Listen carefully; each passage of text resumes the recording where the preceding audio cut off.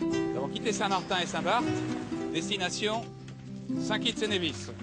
Deux îles qui furent longtemps disputées entre les Anglais et les Français. C'est finalement les Anglais qui ont gagné. You fall in love with Shukun under the tropical moon. Her beauty has made you blind. Her smile so tender and kind. Quand on débarque à Nevis, on a l'impression que le temps s'est arrêté il y a 30 ans.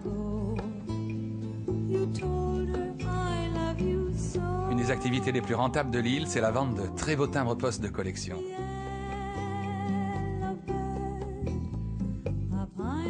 Au pied du spectaculaire volcan qui domine l'île, on joue au golf et le parcours est superbe. On joue au cricket aussi. Et puis on va beaucoup à la messe dans une des dizaines d'églises de l'île. Celle-ci a vu le mariage de l'amiral Nelson, la gloire locale. Tout aussi britannique à quelques heures de navigation, voici l'une de mes îles préférées, Antigua. English Harbour est hantée par le souvenir de Nelson et l'île possède une plage pour chaque jour de l'année. Voici celle de Green Island et toute proche l'île de Barbuda. Elle a des plages désertes extraordinaires dont je peux m'approcher tout près grâce au faible tirant d'eau du catamaran et une côte au vent qui recèle de nombreuses épaves de navires anciens.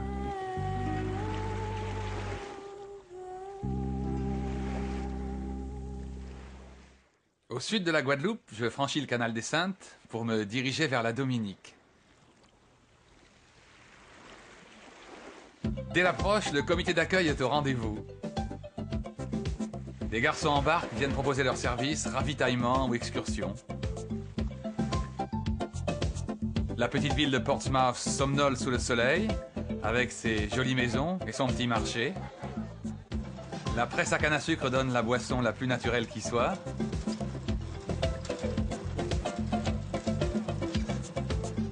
Et je fais provision de splendides sandales fabriquées en Dominique. Made in Dominica. Et aux couleurs intéressantes. Les couleurs du drapeau dominicain, mais aussi les couleurs Rasta. Et pour ramener à Paris à des amateurs de belles chaussures.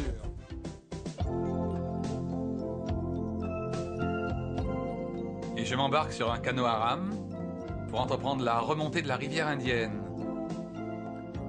C'est l'excursion incontournable en Dominique, en compagnie de Liza, notre guide. Frôlant les racines d'arbres immémoriaux, notre barque s'enfonce dans la forêt vierge. La côte au vent de l'île est bordée de falaises, d'îlots rocheux et de petites anses. Ici, on trouve d'immenses cocoteraies. La France a perdu un autre combat naval important, plus au sud, dans l'île de Sainte-Lucie, quand l'amiral Rodney a caché ses navires derrière ses cocotiers en attachant des palmes en haut des mâts dans la baie de Marigot. C'est comme ça qu'il a pris par surprise la flotte française de l'amiral de Grasse et qu'il l'a vaincue. J'aurais voulu être un pirate, mais je suis né de siècles trop tard. J'aurais pu prier, violer, me battre à l'ombre d'un grand drapeau noir. La capitale de Sainte-Lucie, Castries, et son marché sont ma dernière chance de faire provision de fruits et de légumes, puisque les îles à venir sont plus petites, plus arides et qu'il n'y pousse pas grand-chose.